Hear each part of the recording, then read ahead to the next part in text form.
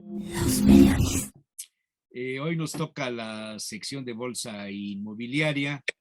Está por aquí conmigo Karen Sánchez, que es la administradora de Rental Inmobiliaria, que es una de las asociadas a Bolsa Inmobiliaria. Karen, buenos días, muchas gracias. ¿Me oyes? Hola, ¿Sí? ¿qué ¿Me tal? oyes? Sí, ¿Me oyes? ¿Sí me oyes? perfecto. ¿Qué tal? Buenos días, ¿cómo estás? Muy bien, muy Bueno, bien, muy bien, Karen, mucho gusto en saludarte. Pues hoy el tema no vamos a hablar de precios de los terrenos, ni de cómo andan las rentas, ni de los inquilinos, ni nada de eso, sino un asunto que está íntimamente relacionado con el mercado inmobiliario y que tiene que ver con el desarrollo urbano. Las zonas donde el crecimiento de la ciudad va marcando modas, la construcción de clústeres que les llaman ahora, o de zonas residenciales, de vivienda, de comercio. Todo esto va influyendo y pues modificando la plusvalía de los edificios y de los predios, de los inmuebles en términos generales. Hemos crecido, Karen Sánchez, ordenadamente en esta ciudad. ay, no, pues mira, desgraciadamente te platico que, bueno, a mí la verdad el desarrollo urbano me apasiona. De profesión soy desarrolladora urbana, hice una maestría bajo el mismo tenor y mi objetivo era ver realmente o entender cómo esta ciudad se ha ido descomponiendo de manera absoluta. ¿Qué pasa? Antes de los 60, yo creo que hasta los 60, esta ciudad tenía cierto control al ir creciendo y tener a lo mejor un objetivo claro en cómo ir ampliando. Eh, Se viene un boom en las zonas industriales, el crecimiento de la ciudad se desborda, más bien de los habitantes se desborda, y entonces pues empezamos a crecer de una forma irregular, indistinta, sin tener ninguna planeación sobre todo. Yo creo que los ayuntamientos han intentado en lo posible contener y a través de sus planes de parciales municipales, etcétera, han creado zonas y han impuesto eh, desarrollos, ¿no? Pero ¿qué hemos hecho nosotros también como inmobiliarios? Pues no hemos respetado todas esas planeaciones que se han tenido y como bien dices, por la plusvalía que han generado las nuevas zonas de crecimiento, pues nos ha importado si hemos acabado con zonas, pues no sé, reservas territoriales, en fin, zonas que podíamos haber tenido como reservas y no lo hemos hecho. Yo me acuerdo hace un par de años, cuando se hizo con Bartlett el pensar cómo iba a crecer la ciudad de Puebla, decían pues el periférico va a ser el que contenga El este crecimiento. cinturón decían, ¿no? Sí, sí, ese cinturón que ahora yo cada vez que voy a visitar nuevos proyectos hacia el sur, digo, bueno, ese cinturón ya, sí, ya nos sacó lonja enorme Ya le porque ese hicieron muchos agujeritos, ya lo corrieron sí, mucho el sí, ya cinturón. no da para hacerle más, ¿no? Entonces, A ver, hay un asunto que tiene que ver con todo esto, según mi pobre entender. La necesidad de generar dinero, la necesidad de hacer negocios. El desarrollo de la ciudad tiene que ver con la vocación inicial de cualquier ciudad. La ciudad es un gran negocio. La es correcto. construcción es un gran negocio, es un índice de fortalecimiento de la pues, economía, tú lo sabes bien. El tema viene con la regulación, o sea, quizá los gobiernos municipales o estatales no habrán estado a la altura de la necesidad de planeación de la ciudad, o ha podido más la especulación de los inversionistas, de los dueños del dinero y por lo tanto de los dueños de los terrenos y de los inmuebles. No necesariamente de los administradores de los inmuebles, sino más bien Claro, de los inversionistas. Son dos fuerzas que no se complementaron, que no van juntos. Uno busca cubrir al otro, el que pone las leyes encuentran la forma de violentar esas leyes los que traen el dinero, o las leyes se ponen para sacarle más dinero al que está invirtiendo. ¿Cómo ves eso, Karen Sánchez? Pues mira, yo creo que un crecimiento desmedido ha significado un crecimiento mal planeado. Que para mí, ¿qué es? En esta búsqueda tanto de autoridades como de mis propios colegas en darle esa plusvalía a ese terreno y ver en la ciudad ese negocio, como tú bien dices, hemos pasado por encima de cualquier norma y cualquier planeación que un experto sí nos ha puesto, porque existen las cartas urbanas, existen, como bien te decía, todos esos proyectos que los ayuntamientos trabajan día a día por conservar. Pero ¿qué sucede? Que aun cuando existen, pues el interés económico sobrepasa todas esas normas. Entonces, yo creo que si ya se está trabajando, que si inclusive los ayuntamientos han implementado oficinas, despachos que trabajan y que conocen cómo esta ciudad va creciendo y cuáles son las aptitudes propias de cada terreno, pues respetarlas y quizás pudiéramos hacer una mejora en todo este crecimiento que ahora de verdad es una locura. O sea, yo veo esta ciudad cada día carente de más servicios, zonas de crecimiento habitacional que están lejísimos de donde tienes tu trabajo y el transporte público y todo esto pues se desborda, ¿no? Y entonces, ¿por qué no pensar y replantearnos esa idea? Si ya existe cierto orden, no saltarnos ese orden, no sobrepasarnos en el entendido de que pues con eso vamos a generar mayores recursos o mejores inversiones para futuro, ¿no?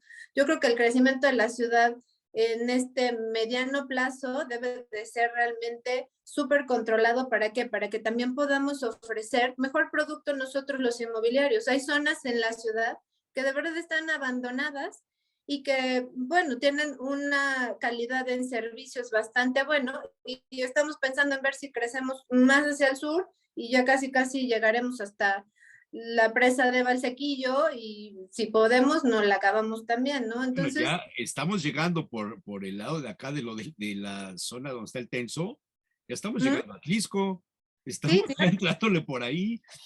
sí, y ese crecimiento, Tú estudiaste, fuiste, si no recuerdo mal, de la primera generación en la UAP, de, sí. de la carrera de cómo se llamaba en aquel momento. Mi carrera se ¿Administración llama urbana? Diseño Urbano Ambiental. Eso, No fui la primeritita, pero fui la a lo mejor, primera generación, ¿verdad?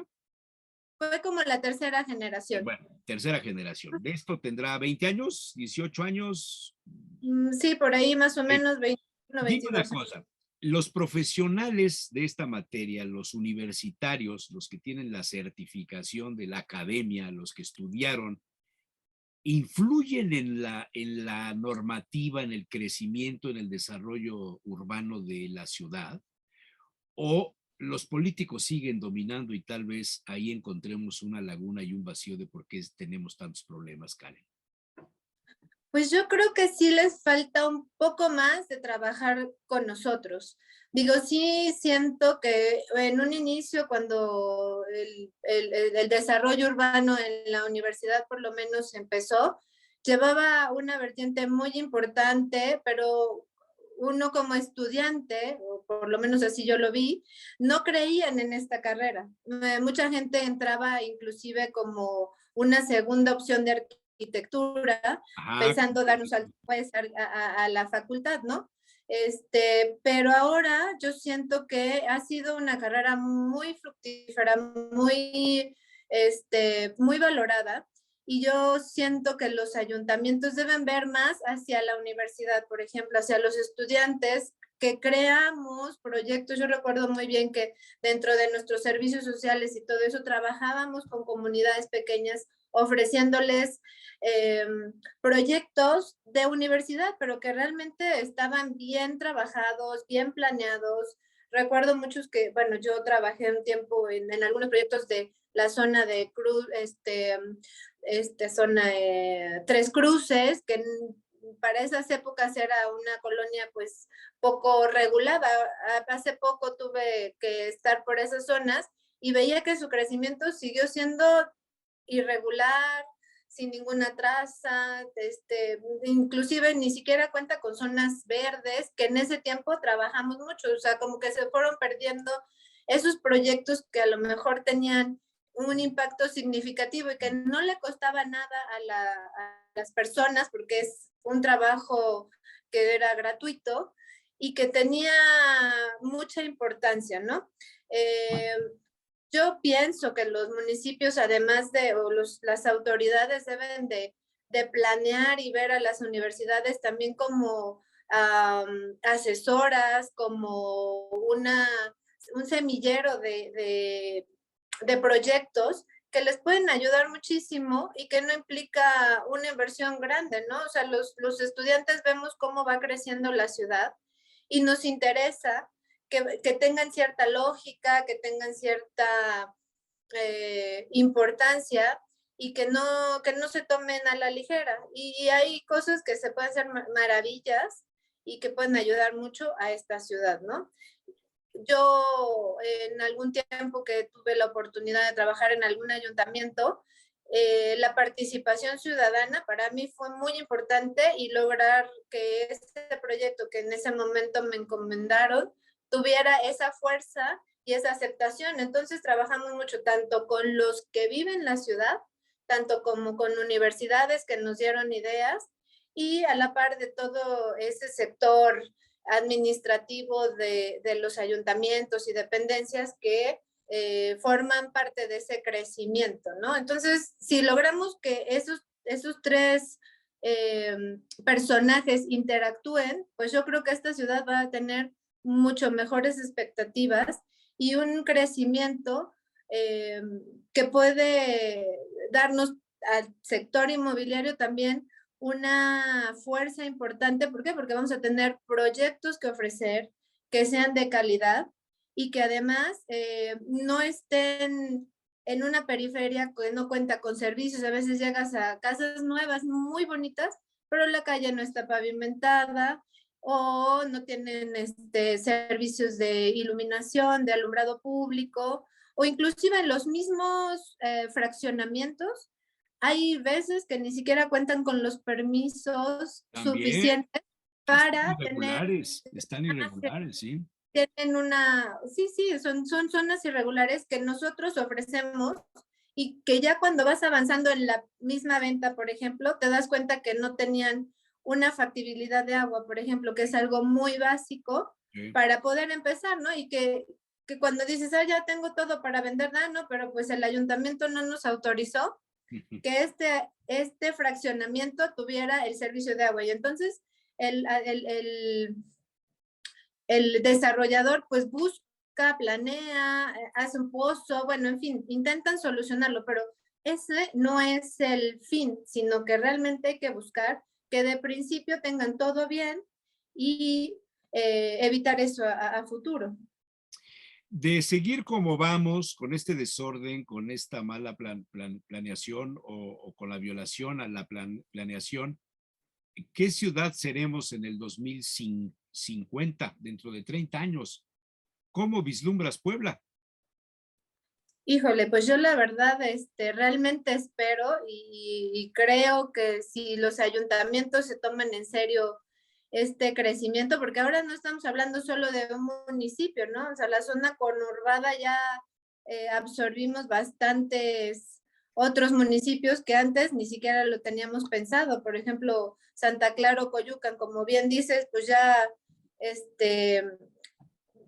es una ciudad con todo lo que es Lomas de Angelópolis y esto. La recaudación del impuesto predial en estos municipios que antes no recibían un centavo, ahora son muchísimo dinero el que les entra y no saben ni cómo usarlo.